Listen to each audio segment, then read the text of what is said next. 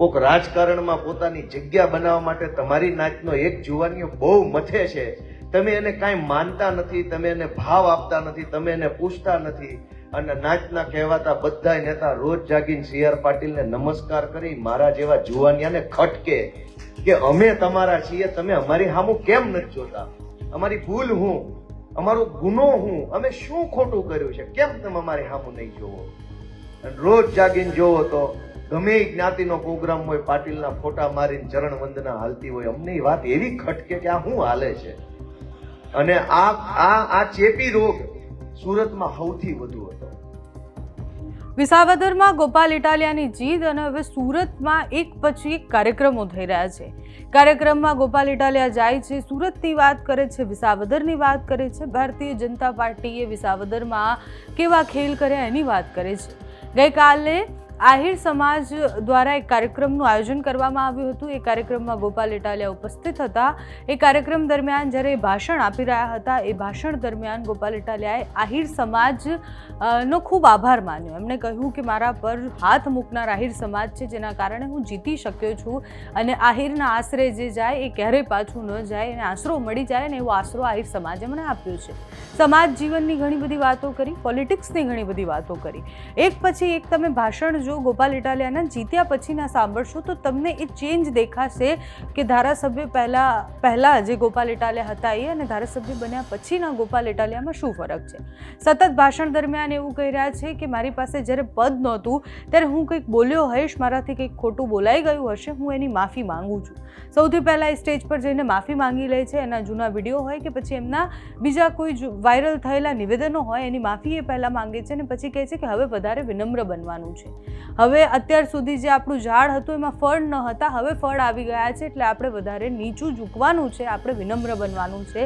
કાર્યકર્તાઓને પણ સંઘર્ષ કરવાની વાતો કરે છે. કાર્યકર્તાઓમાં જુસ્સો ભરવા માટે એવું પણ કહે છે કે આપણે હજી તો એક સીટ જીત્યા છીએ, વિસાવદર જીતી અને આપણે પ્રૂવ કર્યું છે કે સત્તા સામે લડી શકાય છે. અને હજુ આગળ તો બહુ જ લાંબી જે છે કે રાજનીતિમાં જે આખું કરિયર છે ખૂબ લાંબુ છે, એના માટે ખૂબ સંઘર્ષ કરવો પડશે. આમ આદમી પાર્ટીએ ખૂબ સંઘર્ષ કરવો પડશે. ગઈકાલના એ ભાષણ દરમિયાન એમણે CR પાટીલને ફરી એકવાર આડે હાથ લીધા. CR પાટીલની વાત કરતાં કહ્યું કે સમાજના લોકોએ CR પાટીલને એટલા મહાન બનાવી દીધા કે કોઈ પણ કાર્યક્રમ હોય તો CR પાટીલનો ફોટો મૂકી દે. અને અમને એ ખટકતું હતું કે અમે શું ગુનો કર્યો છે કે અમને સમાજ નથી પસંદ કરી રહ્યા, કે પછી અમે શું ગુનો કર્યો છે, અમે કાંઈ ખોટા ધંધા તો કરતા નથી. આ બધી જ વાત એમને જાહેર મંચ પરથી ખુલ્લા દિલ સાથે કરી છે. સામે બેઠેલા સમાજના લોકોએ પણ એ વાત સાંભળીને ક્યારેક તાળીઓ પાડી છે તો ક્યારેક એ હસી પણ ગયા છે, કારણ કે એ અંદાજમાં વાત થઈ રહી હતી. આહિર સમાજના એ કાર્યક્રમ દરમિયાન ગોપાલ ઇટાલિયાએ જે સ્પીચ આપી છે એ સાંભળો અને સમજો કે રાજનીતિમાં નેતાઓ કેવી રીતના પદ બદલાતા પોતે પણ બદલાતા હોય છે. એ બદલાવ પોઝિટિવ પણ હોય, નેગેટિવ પણ હોય. અત્યારે ગોપાલ ઇટાલિયા ધારાસભ્ય બન્યા પછી સતત જે ભાષણ આપી રહ્યા છે એ ગુજરાતની રાજનીતિ માટે ખૂબ અલગ છે. ગુજરાતની રાજનીતિમાં ઘણો બદલાવ લાવી શકે છે. ગઈકાલના એ કાર્યક્રમમાં ગોપાલ ઇટાલિયાએ જે કહ્યું તે સંક્ષિપ્તમાં સાંભળો. અને આપણે ત્યાં વર્ષોથી એ પરંપરા રહી છે, એ ખાનદાની છે કે આયરના આશરે આવે પછી એને કઈ ઉપાધિ ન હોય. અને એ આયરનો આશરો એમાં બધું આવી ગયું. હું આશરે ગયો તો મારું હાલી ગયું ભાઈ. એ વાતનો હું રાજીપો વ્યક્ત કરું છું. એ વાતનો હું સમાજનો બે હાથ જોડીને આભાર વ્યક્ત કરું છું. અહીંથી હું ગયો ત્યારે મને ક્યાં કોઈ ઓળખતું હતું, પણ હું તો એક મોટા ખોવડાના આશરે ગયો કે ભાઈ તમારા આશરે આવ્યા છીએ, માણસ નાનો છું પણ કામ મોટું કરીશ, વાત ભલે નાની હોય મારી. અને એ મેં આશરો માગ્યો, તમે બધાએ આશરો આપ્યો, ખૂબ મહેનત કરી. આમાં કોનું નામ લઉં કોનું બાકી રાખો. એક એક માણસનું યોગદાન એ યોદ્ધા જેવું યોગદાન છે, સેનાપતિ જેવું યોગદાન છે. દરેકે પોતાની ક્ષમતા બહારની મહેનત કરી છે. એક માણસ 10 કિલો વજન ઉચકી શકે એમ હોય, 100 કિલોનું મણિક ઉઠાવી લે, એવું કામ આ ચૂંટણીમાં એક એક માણસે કર્યું છે. ક્ષમતા બહારની મહેનત.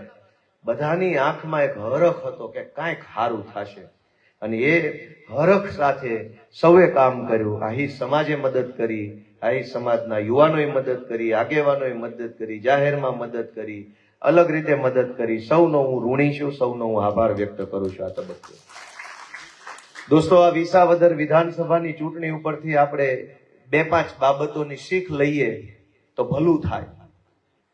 આજ ગુજરાત આખામાં અનેક પ્રશ્નો છે.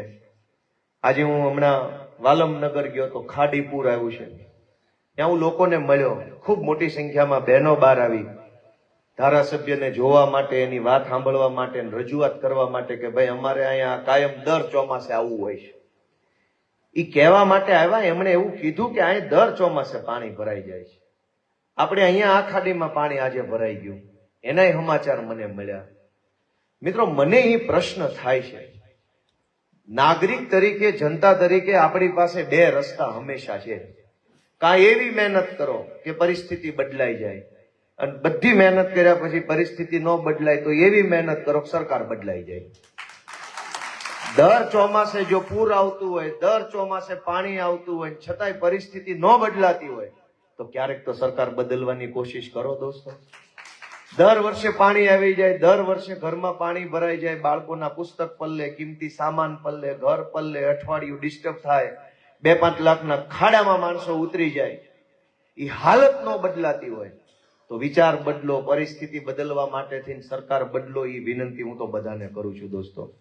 ક્યાં સુધી આપણે આવું ચલાવશું? આ સુરતની અંદર મને એક સૌથી નહીં ગમતી બાબત આજે હું પહેલી વાર બોલું છું, કેમ કે પહેલા બોલ્યો નથી. મેં હંમેશા એ વાતમાં ધ્યાન રાખ્યું, બધું બોલી નથી નાખવું. અમુક વસ્તુ કામ કરતા જ આવી. બધાને ભગવાને સમજણ આપી છે, હવ હારું વિચારશે. આ સુરતની અંદર CR પાટીલ ને સંઘવી જેવા લોકો ઉપર આવ્યા પછી એક આખો ક્રેઝ આવી ગયો ચાપલુસી કરવાનો. બધી જ્ઞાતિના આગેવાનો જાણે CR પાટીલ મોટું પીરાણું હોય એમ ન્યા નમાજ કરે. અમને મારી જેવા માણસની વાત એટલી બધી ખટકે કે તમારી કોમના 4 જુવાનિયા કોક સરકારી નોકરી માટે મહેનત કરે છે, કોકે દૂધની ડેરી ખોલી છે ન્યા સંઘર્ષ કરે છે, કોક ઘરનું ઘર લેવા માટે ખૂબ પરસેવો પાડે છે, કોક રાજકારણમાં પોતાની જગ્યા બનાવવા માટે તમારી નાતનો એક જુવાનીઓ બહુ મથે છે. તમે એને કાંઈ માનતા નથી, તમે એને ભાવ આપતા નથી, તમે એને પૂછતા નથી. અને નાતના કહેવાતા બધા નેતા રોજ જાગીને CR પાટીલને નમસ્કાર કરી મારા જેવા જુવાનિયાને ખટકે કે અમે તમારા છીએ, તમે અમારી સામું કેમ નથી જોતા? અમારી ભૂલ હું, અમારો ગુનો હું, અમે શું ખોટું કર્યું છે, કેમ તમે અમારી સામું નહીં જોવો? અને રોજ જાગીને જોવો તો ગમે એ જ્ઞાતિનો પ્રોગ્રામ હોય, પાટીલના ફોટા મારીને ચરણ વંદના હાલતી હોય. અમને એ વાત એવી ખટકે કે આ શું હાલે છે?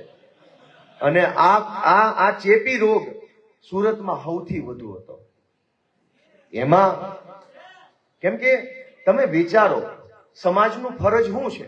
સમાજની ફરજ એ છે કે સમાજની વચ્ચેથી નીકળીને કોઈ છોકરો સંઘર્ષ કરતો હોય તો આંગળી ચીંધ્યાનું પૂર્ણ કરવું એ સમાજની ફરજ હોય. મોટા માણસના ટાંટિયા ઝાલવા 100 જણા તૈયાર હોય છે, નાના માણસનું બાવડું પકડવા એક માણસ તૈયાર નથી હોતો. સમાજનું કર્તવ્ય એ નથી કે નાના મોટા માણસના ટાંટિયા પકડો. સમાજનું કર્તવ્ય એ છે કે નાના માણસનું બાવડું ચાલો. આજે મારું સન્માન કરવા માટે એક ટીમ આવી હતી. મેં એને હાથ જોડીને કીધું કે ગોપાલ ઇટાલિયા જીત્યો તો શાલ ને બુકે ને સ્વાગત ને સન્માન ને ઓહો. ગોપાલ ઇટાલિયાને પોલીસે ધોકા માર્યા તેથી કોઈ મલમનો ડાબલો લઈને ક્યાં નો આવ્યું? અમે કઈ દારૂ વેચતા તો જેલમાં નહોતા ગયા. અમે કોઈ ડ્રગ્સ વેચવાની દુકાન નહોતી ખોલીને પોલીસે પકડ્યા હતા. અમે કોઈ જમીન માફિયા નહોતા કે જમીન પચાવી પાડીને જેલમાં ગયા તો સમાજ છોડાવવા નહીં આવે. સમાજની લડાઈ લડતા આમ જનતાનો મુદ્દો ઉઠાવતા જેલમાં ગયા. મથુરભાઈ મારી હારે અહીંયા ઉધના પોલીસ સ્ટેશનમાં, ભાઈ હરેશભાઈ હતા, બાલુભાઈ અનેક વખત ડિટેન થયા છે. CR પાટીલ, સંઘવી કેવા લોકો છે, અને આપણે કઈ ભૂમિમાંથી આવીએ છીએ, આપણો વારસો શું છે, આપણું ખાનદાન શું છે? આપણે તો ધરતીમાંથી ધાન પકવી મહેનત કરી પરસેવાના પૈસે જીવવા વાળી કોમના માણસો છીએ. આપણને એવા 2 નંબરની કમાણી ઉપર પડી બેઠેલા નેતાઓની આગળ પાછળ ફરવું પોહાય કેવી રીતે? મને તો એક યુવાન માણસ તરીકે એ વાતમાં લોહી ઉકળી ગયું. અમે સંકલ્પ કર્યો કે હારવી કે જીતવી એ 1000 હાથવાળો નક્કી કરશે, પણ બાંધી લેવું એ હું નક્કી કરીશ, અને બાંધી લેવાનું. અને એમાં મેં ક્યાંય દહીં દૂધમાં પગ નથી રાખ્યો. અનેક વખત એવા સંજોગ આવ્યા કે રાજકારણમાં આવવાની ધગશ તો ઘણી હોય. હું ઘણા જુવાનિયાને ઓળખું છું, અલગ અલગ જ્ઞાતિના. પણ પાછા પડી જાય. મને મારી નાતમાંથી ટેકો નહીં મળે, અમારી નાતમાં ભાજપનો વેલાભાઈને ટિકિટ મળી એટલે મને ટિકિટ નહીં મળે, મને મત નહીં મળે, અમારો સમાજ ઓલી પાર્ટીમાં છે, ઓલી પાર્ટી. મિત્રો, મારે યુવાનોને એક વિનંતી કરવી છે, આપણે કોણ છીએ આ બધું નક્કી કરવા વાળા કે આપણો સમાજ ક્યાં મત આપશે અને કયા નેતાને મત આપશે? આપણા હાથમાં એટલું જ છે કે હું મારી ક્ષમતા સમાજને કેટલી હદ સુધી બતાવી શકું એમ છું, એ મંડો બતાવવા. જોવા વાળો હજી ખૂણામાં કોક માણા બેઠો છે. ગોપાલ ઇટાલિયા એ વાટે રે કે મને મારી નાચ મત આપશે તો હું 100 વર્ષે ચૂંટણી ન જીતું, પણ ગોપાલની અંદર કવત ઈશ્વરે કેટલું ભર્યું છે એ મંડો બતાવવા તો હશે એટલા બધાય મત આપશે કે નહીં છોકરો બળુકો છે. રાજનીતિમાં યુવાનોએ આગળ આવવાની જરૂર છે, પણ મૂંઝાવાની જરૂર નથી. હજારો છોકરા મૂંઝાઈ જાય છે, મને ટિકિટ નહીં મળે, મને હોદ્દો નહીં મળે, હું જીતી શકીશ કે નહીં જીતી શકું, મારી પાસે પૈસા નથી, મારો પ્રચાર કોણ કરશે, ઓલો મારા વિરોધમાં છે, ઓલો મારા વિરોધમાં છે, આણે મારા વિરોધમાં પોસ્ટ મૂકી, આણે વિડીયો બનાવ્યો. આવી નાની નાની વસ્તુ એક ઉગતા નેતાને દબાવી દે છે. જોકે મારી જેવા કાબા માણામાં તો ઉપાધિ નથી, ગમે એવું બોલે નહીં, મને તો કોઈ દી કઈ ફેર જ ન પડે. હું તો 2 રોટલી વધારે ખાઈ લો ને વિડીયો જોતા જોતા ખાવ પાછો, દાંત કાઢતો જાઉં, ખાતો જાઉં, આનંદ આવે કે ઓહો કેવા કેવા માણસો આપણું નામ લે છે. મારી જેવા નાના માણાનું નામ મોટા માણા લે તો અમને શેર લોહી ન ચડે? નગર જે લોકો બોલવાના પૈસા લેતા હોય આપણું નામ મફતમાં બોલે, એનાથી સારું જીવનમાં હોય હું? એનાથી સારું કઈ હોય જ નહીં ને. હા, મફતમાં ગોપાલ ઇટાલિયા નામ આવે, છાપામાં આવે, ટીવીમાં આવે, સ્ટેજ ઉપર આવે. હું એ વાતને એન્જોય કરું છું, મજા આવે છે. પણ મારી દોસ્તો એ વિનંતી છે કે આગળ આવો, નિરાશ ન થાવ, હતાશ ન થાવ. પરીક્ષા આપો, બધા જીવનની પરીક્ષા આપશો તો સમાજ તમને ખૂબ આપશે.